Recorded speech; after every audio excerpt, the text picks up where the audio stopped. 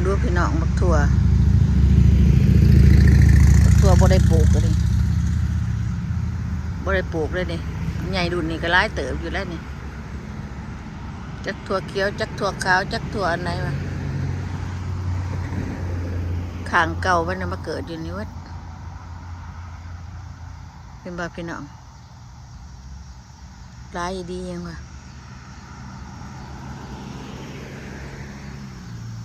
บักถั่วลูกอันนี้นี่นี่หยอดใหญ่ๆบักถั่วลูกอันนี้นี่เลยบักถั่วดำนี่นะแบบนี้นะไว้เอาในมันห่อกระตุกนี่เลยร้ายฟักร้ายโอ้ยบักกวงมากินครับพี่น้องกวงหมักเท่าไรหยอดใบบักถั่วนี่เด็มกินจนเบิดทางหนอกคนนั้นอันนี้เขามาโบได้ขน่อยเอาอันซ้ายอันนี้มาพานนี่พี่น้องกวงบ่ให้มันเขามามันยานมันยาคัดติ่งบกามาเขาเด็บทางหนอกคนนั้นสิบกาเขามาเจ้าปะเนื้อนั่นนี่กับแมนเบิดบักถั่วเนี่ยในมันเหี่ยลงเก็บเหี่ยเบิดแต่มือนี่นะแมนเบิดพักขาดก็จะมันขึ้นบ่ได้เนาะบักถั่วเหยียบคออยู่นี่บักถั่วนั่งเก็บได้เถอะได้บักถั่วนั่งก็ได้ถั่วนั่งถั่วนอน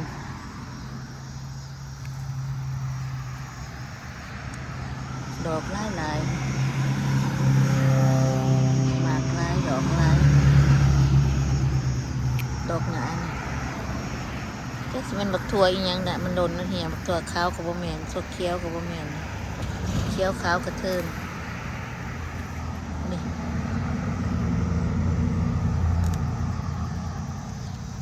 พอได้กินในวันนี้ละพักนั้นแก่แล้วก็บริเก็บยำบ้านเนี่ยมันเจอปีหนาก็จะป้าไปได้ไหนละจะปกเก็บโปรแกรมมันเนาะ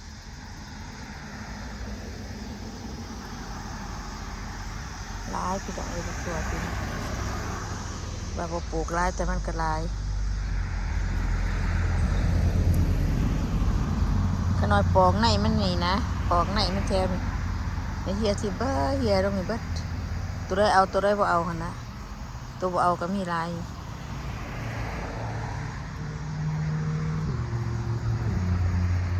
เอ๊ะมันมาเกิดหอดผิวเห็นบ่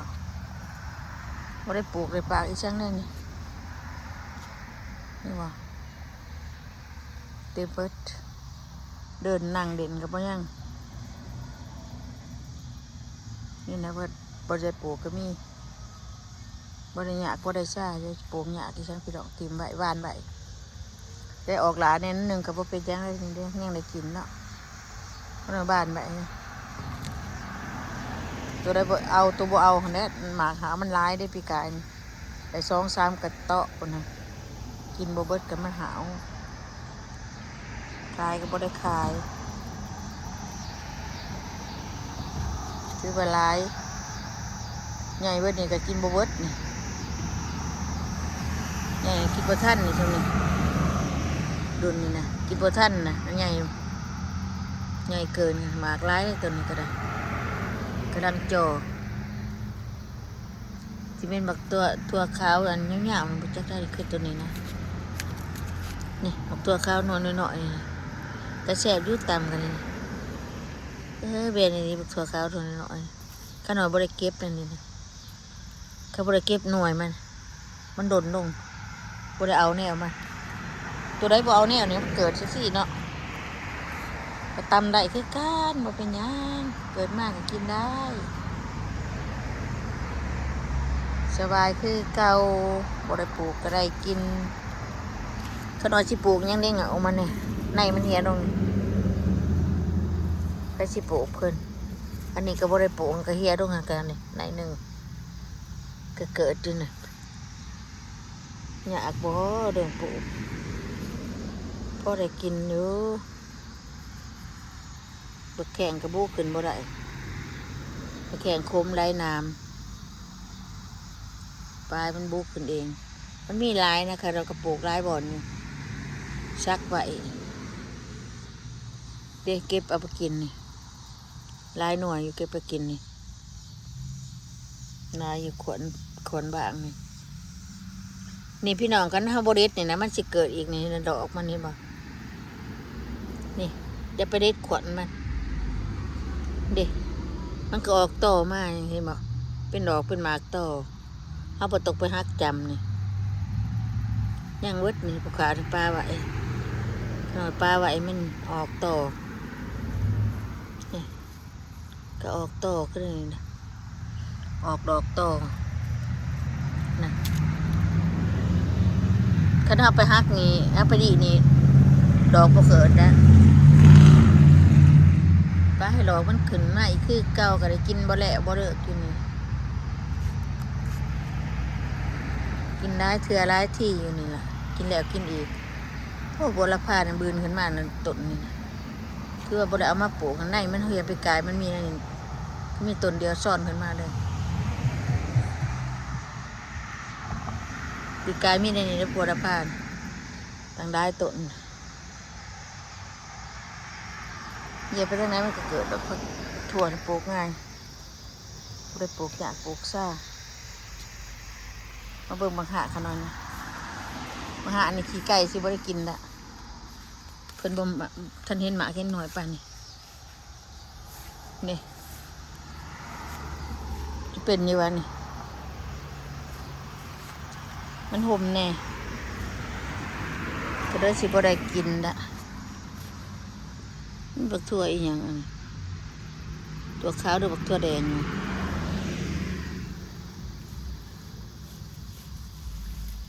พักขี้ไก่มาขี้ไก่ปลูกใช้ห่มโพดก็เรียกว่างามว่าเป็นยังเนาะในก็มีลายอยู่พอเดินได้แล้วก็บ่อยากเดินเศร้าอยากละ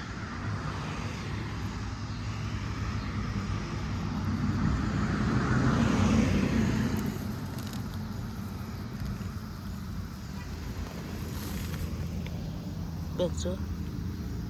มักแตงผักถั่วเกิดคือเก่าเกิดก็หาโลดมีมาพักก็คือกินอยู่ได้ฝักต้นอันมาแข็งคมกัน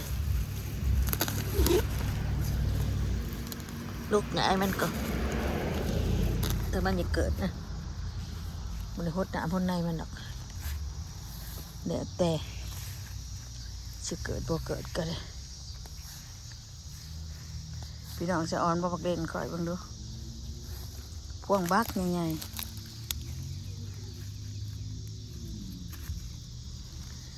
หลายเลยเนี่ยแดงหงมันมีลายอยู่ตอนนี้ก็มาทมกันอยู่นี่เห็นปะพวกกระซุกบุดะในป่าพวกกระซุกบุดะ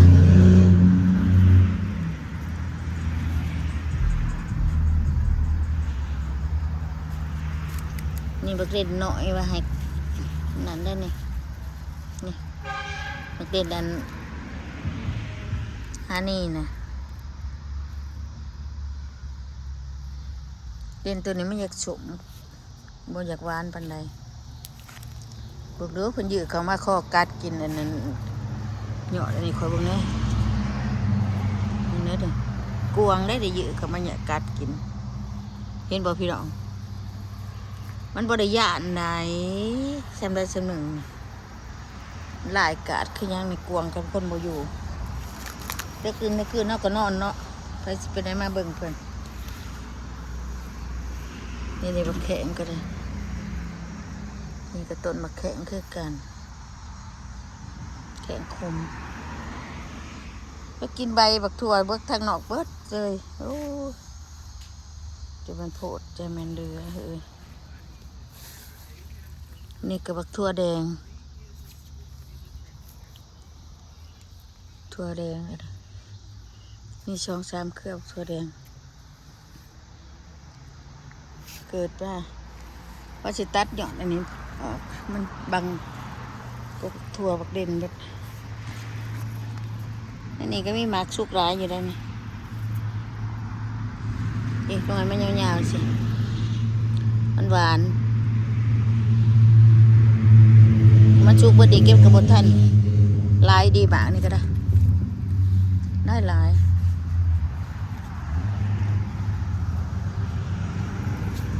นี่ชุกเลยข้างในนะชุกเลย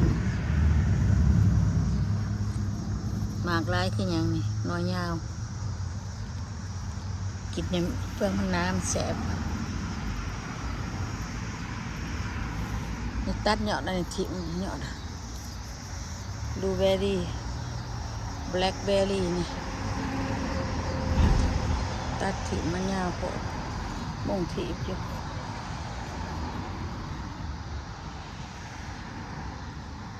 เก็บพี่น้องมาหอนี้ก็จะได้อับลาผ้าจากแล้วพี่น้องเอ้ยอยู่ดีมีแห้งเพื่อสุขสู่คนเฮ็ดหานเฮ็ดเทือนมาให้อยู่นี่บ่อยู่แล้วเนาะแดดไปทางใดเดี๋ยวเบิ่งที่บักถั่วนี่ย่อยมาสิเลย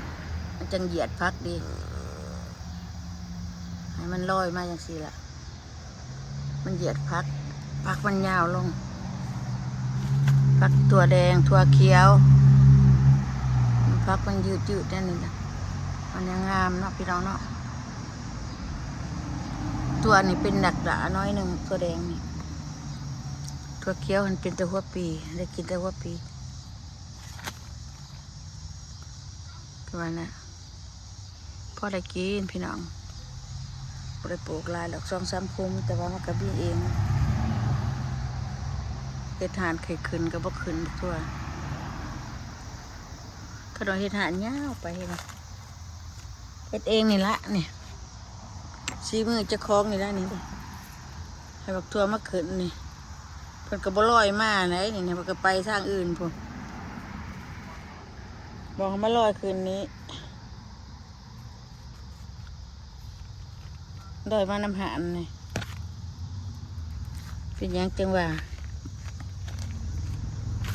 เดี๋ยวบักเด่นอันนี้นะแซ่บเลยพี่น้องแซ่บเลยบักเด่นเบียมันอันนี้เบียมันเกิดเองก็ได้ถนอมไว้เอาหานมาปงไว้ให้มันว่ามันถือขี้ดินเป็นเบิดนี่ก็กินบ่เบิดต้นนั้นก็มีเนาะโอ้ต้นนั้นก็เกิดลอยไปพุ่นกับบัวลอยได้ลอยกลับมาพี่อันสิขึ้นหานนี่บ่เด้สิขึ้นหานนี่ดินี่ตัวขึ้นหานนี่นี่นี่ตัวเคยยาวตัวนี้ขึ้นหานแหละขึ้นก็ดีได้นี่เด้ขึ้นไปขึ้นตางเครือบักถั่วบ่ขึ้นซะซูนะ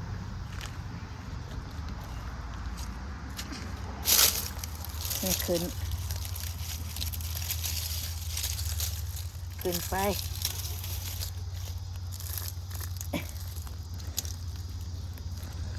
เริ่มที่สุกเลยเยอะไปต้นเดียวแบบยังไงเลยเห็นบ่ไว้มากองไว้มันขึ้นก็ขึ้นจะอ่อนพี่น้องไว้ได้แม่นสุกโอ้เก็บดังกับพ่อท่านได้นะบักเล่นนี่นะเก้ขนาดปีกายก็ได้หลายเลยนี่ปล่อยมันขึ้นไปนี่ละพี่นาสิปลูกตะบักเล่นนั่นนี่นะบ่ปลูกยังสิปลูกตะบักเล่นแถวนั้นสิบ่ปลูกแต่แถวนี่มันเก็บสบายนี่ขนมเอาผ้ายางมาปกมันนี่นะจังบามันบ่เกิดอีหยังหยาหยังก็บ่เกิดด้วยเบิ้งผักหอมนี่เพียงหัวเข่าคักแน่พี่น้องเห็นบ่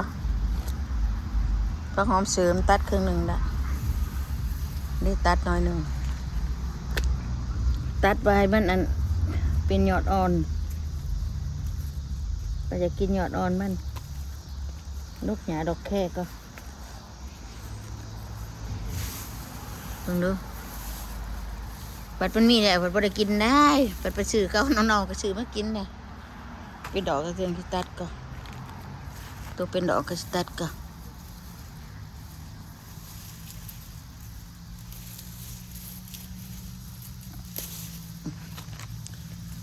ดอกแค่ไปยังมันเกิดขามันถิ่มนะนี่ได้โพดขาถิ่ม